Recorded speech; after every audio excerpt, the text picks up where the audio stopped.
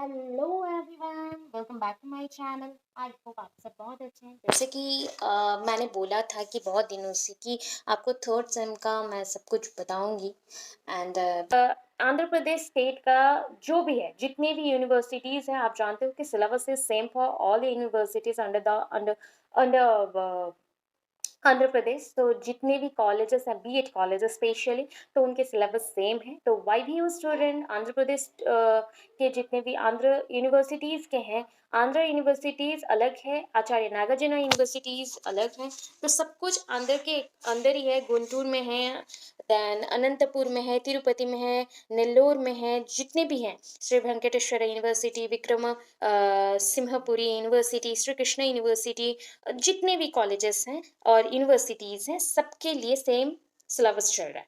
तो सेमेस्टर 3 में आपके पास ना ज़्यादा बुक्स नहीं है, ओनली 160 मार्क का एग्जाम होगा। टोटल आपका रिटन पेपर मैं बोल रही हूँ 160 मार्क्स के रिटन पेपर है। आफ्टर दैट जो भी रहेंगे प्रैक्टिकल्स रहेंगे। एंड यहाँ पे आपका पेडागोजीज आया। मैंने बोला था आप लोगों को, जब ऑफलाइन क्लासेस भी लिया था राउरकेला एंड ऑनलाइन में भी मैंने बताया था आप लोगों को कि ये जो आपका एग्ज़ाम है, ये टोटली क्या होता है कि ऑड इवन सेमेस्टर्स में होता है। तो आपका जो ऑड था, मतलब first semester and the third semester में आपका क्या है ना, आपके पेडागोजी सब्जेक्ट्स होंगे, जो कि आपके दो दो पेडागोजी ईच पर्सन्स के होते हैं, आपको लेने पड़ते हैं। एक आपके ऑनर्स वाइज रहेगा, एक उसका सपोर्टर में आपको लेना है। वो लैंग्वेज हो सकता है या फिर जो भी आपके सब्जेक्ट कॉम्बिनेशन होंगे उसके बेसिस पे। बाकी का जो है वो नॉर्मल जनरल सब्जेक्ट है, जो कि कंपलसरी है। तो मैं आज एक ही बात क्लियर कर रही हूँ, बार बार आप लोग पूछते हो तो इसलिए क्लियर कर रही हूँ, ठीक है। पेडागोजिकल मैथमेटिक्स मतलब pedagogy of mathematics, social science, biological science, ये पेपर नंबर 10 है। मतलब इसका जो कोर्स नंबर है या पेपर कोड है वो 10 है, ठीक है, याद रख लो, पेपर 10 है। तो जिनका कॉम्बिनेशन मैथमेटिक्स एंड फिजिक्स है, तो ये आपका हो गया 10-11। सोशल साइंस इंग्लिश है तो 10-11, बायोलॉजिकल साइंस एंड इंग्लिश है 10-11, बायोलॉजिकल साइंस फिजिक्स है 10-11, ऐसे करके याद रख लेना, दो आपका पेपर है। इसके बाद थ्योरी में आपको एक्सटर्नल वाइज अटेंड कितना करना है, 40 मार्क्स का, 10 मार्क्स का इंटरनल है। सो ये टोटल हो गया 50-50-100। अभी देखो नेक्स्ट पेपर क्या है हमारा, general subject learning assessment. That is आप लोगों ने सेकंड सेमेस्टर में पढ़ा learning teaching, okay right. Learning teaching you had learn in the second semester, okay, you had learned in the second semester, but in the third semester you have to learn this, that is a learning assessment, how to assess a child, कैसे आप परीक्षण करते हो, मूल्यांकन करते हो, okay. Hindi में मैं बीच बीच में बोलती हूँ बिकॉज ये बहुत बेनिफिट होगा जब आप सीटेट के एग्जाम दोगे, और आप तब याद करोगे कि मैम ने क्या बोला था, ठीक है। क्योंकि आप उड़ीसा से बिलोंग करते हो, जो बंगाल से उड़ीसा से बिलोंग करते हैं, मोस्ट ऑफ द स्टूडेंट मेरे उड़ीसा से हैं। सो इसलिए मैं बोल दे रही हूँ क्यों बेनिफिटेड है, वो इम्पॉर्टेंट क्यों होता है कि कुछ कुछ क्वेश्चन ना सीटेट में समझ नहीं आते, एंड उस टाइम पे इंग्लिश में समझ नहीं आया तो हमें हिंदी देखना पड़ता है, तो हिंदी में वर्ड्स पता चले तो हम उसको समझे ना। तो लर्निंग असेसमेंट यहाँ पे वो इम्पोर्टेंट रोल है। मतलब लर्निंग असेसमेंट अगर करो ना, ये पेडागोजी का ही एक टाइप का पार्ट बोल सकते हो। मतलब मोस्ट ऑफ द टाइम हम लोग जितने क्वेश्चंस देखेंगे वो इससे भी आते हैं एग्जाम्स में। लर्निंग असेसमेंट में है कितने टाइप्स का टेस्ट होता है, स्टैंडर्डाइज टेस्ट, ग्रेडिंग क्या है, प्रोजेक्ट क्या है, नॉन प्रोजेक्टल क्या है, टीएलएम क्या है, असेसमेंट कितने टाइप्स के होते हैं, स्टैंडर्डाइज नॉन स्टैंडर्डाइज टेस्ट के अंदर क्या डिफरेंसेस हैं, बहुत सारे पॉइंट्स हैं। ये है लर्निंग असेसमेंट का। ये भी 40 मार्क्स का एक्सटर्नल है, 10 मार्क्स इंटरनल, टोटल है 50 मार्क्स का। अंडरस्टैंडिंग द सेल्फ और एक इम्पॉर्टेंट सब्जेक्ट, एंड ये थोड़ा ना हिस्ट्री टाइप लगता है। मतलब खुद को समझना है, सेल्फ एस्टीम क्या होता है, सेल्फ रेस्पेक्ट क्या है, सेल्फ लव क्या है, मतलब सेल्फ को कल्चर के साथ कैसे चलाओगे, या कैसे कल्चर आपको मोल्ड करता है, कैसे आप मॉडिफाइड होते हो। तो ये सारा चीज़ है आपका अंडरस्टैंडिंग द सेल्फ में। एंड ये भी 40 मार्क्स का है, 50 इसका टोटल है, 10 मार्क्स इंटरनल को इंक्लूड करते हुए। अभी इसके बाद प्रोजेक्ट रिकॉर्ड्स हैं आपका, जो कि प्रैक्टिकम हम बोलते हैं, स्कूल इंटर्नशिप होगा आपका। तो ये टोटल जो है प्रोजेक्ट प्रैक्टिकल ये 100 मार्क्स का है, स्कूल इंटर्नशिप आपका 200 मार्क्स का है, और ऑब्जर्वेशन जो लेसन प्लान्स हैं, मतलब 5 लेसन्स करने हैं, तो ये 50 मार्क्स का है।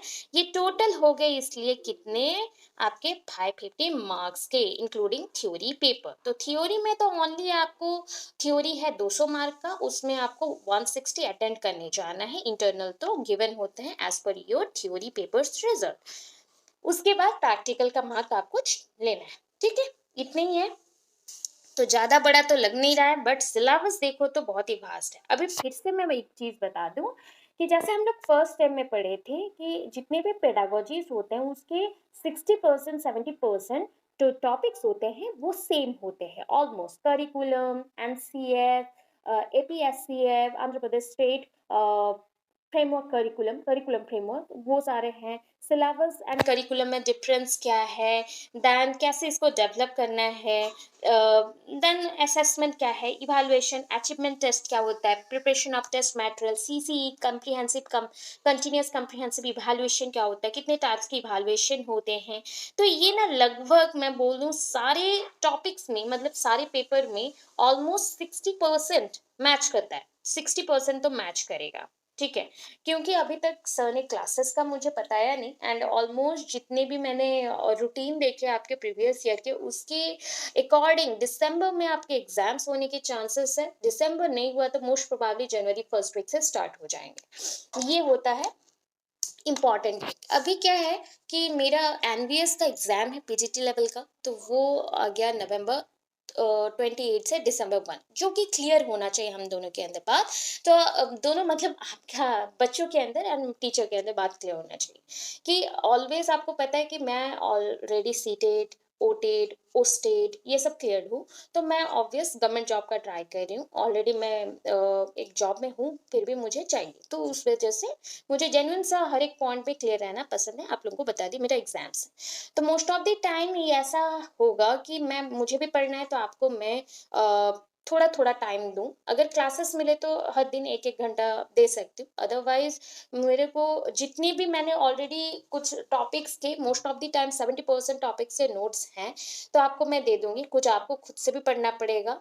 एंड ऑलवेज माइंड को ट्रिकी वे में ले जाओ कि ट्रिक्स क्या है। अगर मतलब 5 यूनिट्स हैं, 5 यूनिट्स के विद इन 3 यूनिट को बहुत अच्छे से प्रिपेयर कर लो, और जो बाकी के 2 यूनिट्स आएंगे उसमें से इंपॉर्टेंट टॉपिक्स को कर लेना। इससे क्या होगा, एग्जाम के रिलेटेड इंपॉर्टेंट नहीं, एंट्रांस के रिलेटेड भी जो इम्पोर्टेंट है उसके अकॉर्डिंग करना है, जो कि ओटेड, सीटेड, ओस्टेड और आर डबल ई टी जीट हो गया, या फिर जो भी जितने भी स्टेट्स के हैं सब में यूजफुल हो, ऐसा जो भी एग्जाम दे सकते हो।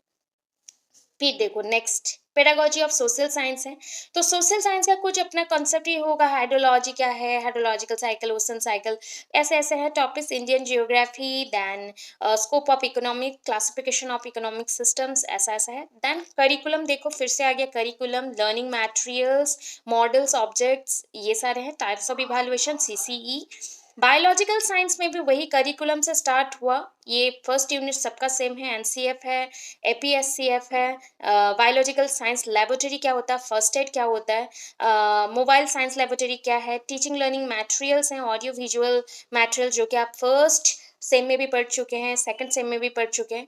Resources of teaching biological science, ये छोटे छोटे से टॉपिक्स हैं। इवैल्यूएशन ये लॉन्ग क्वेश्चंस में यहाँ पे आएगा।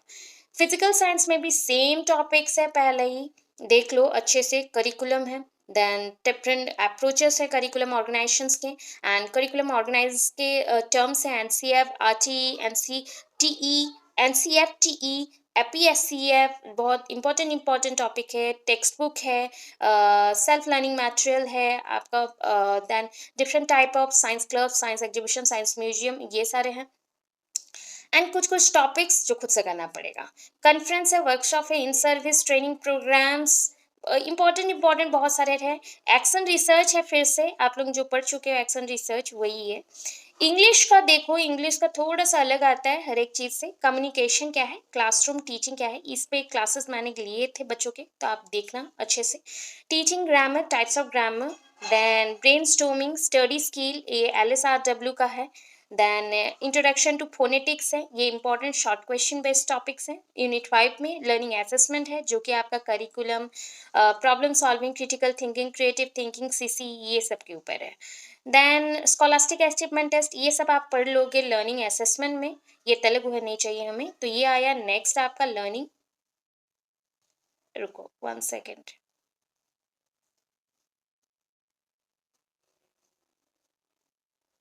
ओके, इसके बाद आया लर्निंग असेसमेंट। तो मैंने ऑलरेडी आपको लर्निंग असेसमेंट का बोल दिया, असेसमेंट रिलेटेड जितने पोर्शंस है ना सब इसमें इंक्लूडेड है। मतलब इसको अगर पढ़ लो ना, कोई सीटेट का बुक नहीं चाहिए, टीचिंग एप्टीट्यूड का सीडीपी, एंड ये पेपर को बहुत अच्छे से पढ़ लो ना, सीडीपी का कोई भी बुक नहीं चाहिए, पता है सीडीपी का और 10% बचा होगा, थोड़ा बहुत पढ़ लिए तो हो गया, ऐसा पार्ट है ये। तो थर्ड सेमिस्टर काइंडली प्लीज अच्छे से पढ़ो, मेनली आपके pedagogy part and learning assessment, ये पढ़ लोगे ना तो सीटेट हो गया, ओटेट हो गया, ओस्टेट हो गया, सब क्लियर हो जाएगा, वन चांस में बात मिला लेना। ठीक है, असेसमेंट मेजरमेंट टेस्ट एग्जामिनेशन देख रहे हो, इंपॉर्टेंट है। देखो thinking, problem solving, constructivist learning, cognitivist learning, classification है डिफरेंट टाइप ऑफ असेसमेंट का, पॉलिसीज है, formative and summative assessment, tools of assessment, planning, construction, administration में आप फिर आएगा, पॉइंट्स हैं बहुत सारे, छोटे छोटे से टॉपिक्स हैं, open book examination, oral test, written test, ये सारे हैं। अभी इश्यूज एंड कंसर्न्स में अगर देखोगे, यहाँ पे भी बहुत सारे छोटे छोटे टॉपिक्स हैं, that is unit test, half yearly test, half board examination, entrance test, survey, management of assessment, different type of points हैं। अभी देखो अंडरस्टैंडिंग द सेल्फ में 5 years के बेसिस पे मैंने सिलेक्शन भी पहले दे दिया, बिकॉज ये थोड़ा सा डिफिकल्ट लगता है, जब हिस्ट्री जैसा कोई पार्ट आता है और हमें याद नहीं रहता, तब ये बहुत इंपॉर्टेंट है कि हमें सिलेक्टिव वे में जाना पड़ता है। तो यहाँ पे critical thinking, creative thinking, problem solving process, independent thinking, what is self, ये सब जानना है। नंबर 2 में feeling of Joy, happiness, love, appreciation, emotions, ये सब के ऊपर है। देन कुछ है पॉइंट्स, जैसे कि ह्यूमन बॉडी कॉमनालिटी के ऊपर चलता है, कुछ कॉमन पॉइंट्स हैं जो कि हम ह्यूमन शेयर करते हैं, एक ही टाइप का ग्रोथ रहता है, ग्रो करते हैं, खाना नीड करते हैं, ये मास्लोज का कंसेप्ट है, एक्सपेरेंशियल नीड, एंड इसके ऊपर वीडियोस पूरे हैं, आप देख सकते हो। एंड फिर से मैं थोड़ा बहुत करके समझाऊंगी, डोंट वरी, शॉर्टकट मैं कुछ कुछ टॉपिक से लाऊंगी सीटेट के बेस पे, वहाँ पे ही आपको बताते जाऊंगी। सोशल आइडेंटिटीज हैं, जहाँ पे सेल्फ क्रिटिकल अवेयरनेस के ऊपर होता है कि पॉजिटिव नेगेटिव के अकॉर्डिंग कास्ट वाइज में क्या इश्यूज है, क्लास में, लैंग्वेज में, रिलीजन में, ये इंपॉर्टेंट टॉपिक है, एंड इसमें अगर डिफरेंस देखो ना, बहुत सारे लॉन्ग क्वेश्चंस मिल जाएंगे। सॉरी, अभी देखो क्रिटिकल अंडरस्टैंडिंग है, जो कि रियलिटीज में मैन मेड डिवीजन क्या होता है, कि पूरे वर्ल्ड में कैसे डिविजन्स हैं, कैसा क्या है, ये सब अगर आप ढूंढो, पूरा टेलीग्राम में अवेलेबल है, मैंने छोड़ा था खुद ही। Self person as a part of nature, ये इंपॉर्टेंट टॉपिक्स आ रहे हैं। देखो रिस्पॉन्सिबिलिटी टुवर्ड्स कंजर्वेशन, प्रोटेक्शन, कैसे आप प्लांट एंड एनिमल्स को प्रोटेक्ट करोगे, ग्रो करने में हेल्प करोगे, कंफर्टेबल लिविंग क्या होता है, कैसे आप पूरे वर्ल्ड के लिए बेनिफिशियल बनोगे, उसके ऊपर है। यूनिट 4 में स्किल्स हैं, professional skills, effective communications, then teaching material 4.2 में है, self actualisation and globalisation point को लेके 4.3 में है। 4.4 में self critical awareness of involvement in the team work के ऊपर है, कैसे एक स्कूल में टीम वर्क इंपॉर्टेंट होता है, या कैसे एक कंपनी में टीम वर्क इंपॉर्टेंट होता है, उसके ऊपर है। हाँ, सेल्फ क्रिटिकल अवेयरनेस के ऊपर था। यूनिट 5 देख लो, development of self and social identities, मतलब सोशल आइडेंटिटीज क्या है। तो एक चीज बोल दूं कि आप लोग इजी पार्ट से स्टार्ट करोगे, तो इजी पार्ट में देखना टॉपिक्स कुछ है असेसमेंट के ऊपर, तो उसको पढ़ लो, नोट्स बना लो, बट सबसे पहला टास्क आप लोगों के लिए है कि अंडरस्टैंडिंग सेल्फ का बुक को लेके स्टार्ट कर लेना। ठीक है, 5.1 is important, 5.2 also, 5.3 short question है, 5.4 में योगा प्रैक्टिसेस हैं जो कि सेल्फ रियलाइजेशन के लिए होता है। 5.3 में बहुत सारे टॉपिक्स हैं, जैसे कि हर साल आपके लिए कुछ ना कुछ टॉपिक्स रहता है एजुकेशनिस्ट के ऊपर। तो स्वामी विवेकानंद जी के थिंग्स क्या हैं, श्री अरविंद केजे कृष्णमूर्ति के क्या हैं, कैसे उन्होंने ट्रूथ, ब्यूटी, गुडनेस को अवेक करने के लिए हेल्प किया था, इसके ऊपर है।